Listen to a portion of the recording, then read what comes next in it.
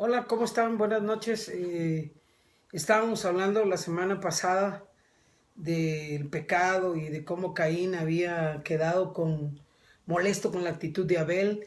Y ahora vamos a hablar de la culpa. La culpa es algo que trae efectos que muchas veces no entendemos.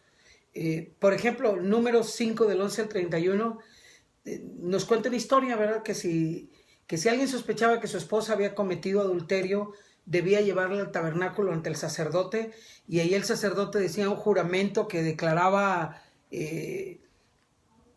sobre la mujer si había cometido adulterio o no. Se le preguntaba a la mujer si había cometido adulterio, y si la mujer decía no, no he cometido adulterio, entonces le daban una bebida mezclada, un vaso de agua mezclado con tierra, tomado del suelo del tabernáculo, y si era inocente a la mujer, nada le sucedía. Pero si era culpable, se enfermaba gravemente, su vientre se hinchaba, su muslo se caía y quedaba muchas veces estéril.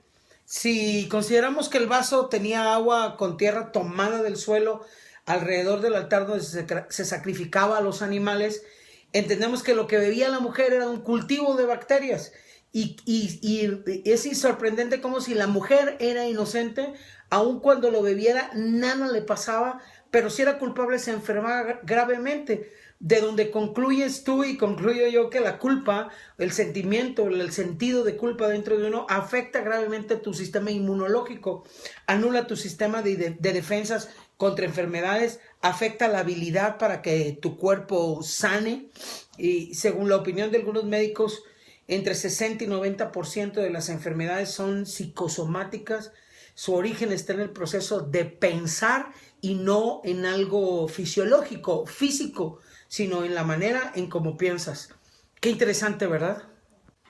Entonces concluyamos, hay dos clases de enfermedades: las que inician fisiológicamente y las que inician a través de pensamientos incorrectos, que originando sentimientos de culpa, o de pensamientos incorrectos, sí, que originan un sentimiento de culpa que provocan una disminución de la habilidad del cuerpo para defenderse por sí mismo, para tener una autodefensa, como fue diseñado, con el riesgo de llevarlo hasta la muerte, porque el cuerpo no reacciona para defenderse a causa de lo que pensamos, de la culpa que tú traes encima, de la manera en que tu mentalidad se ha ido desarrollando y te crees incapaz, culpable, indigno, y sigues culpando, y la gente se enferma de artritis, se enferma de depresión, se enferma de todas las cosas que tienen que enfermar, porque la culpa te va llevando a una mentalidad que no es de reino, ¿verdad?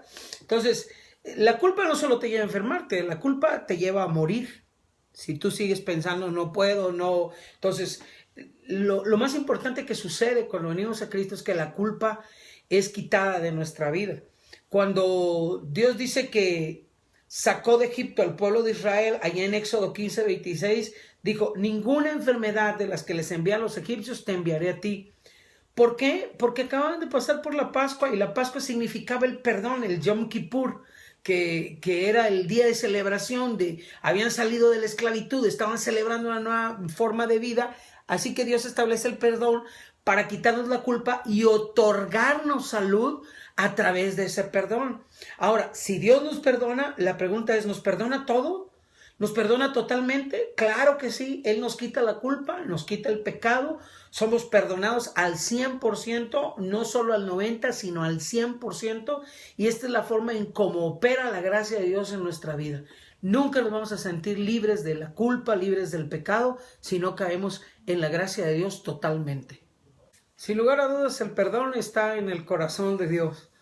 Siempre la Biblia menciona ejemplos: Isaías 55:7, Jeremías 31:34, Miqueas 7:18-19, Colosenses 1:14, Jeremías 33:8, Daniel 9:9, Romanos 8:1, Salmo 86:5, porque tú, Señor, eres bueno y perdonador, grande en misericordia para con todos los que te invocaren.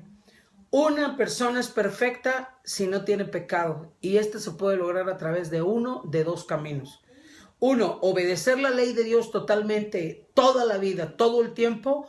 Dos, ser perdonados. Por el primer camino ya se sabe que no podemos, ya que solo Jesús fue el único hombre que obedeció totalmente la ley, toda su vida, todo el tiempo. Nos queda el segundo camino, del cual puedes apropiarte hoy, ahora, mientras estás escuchando esto.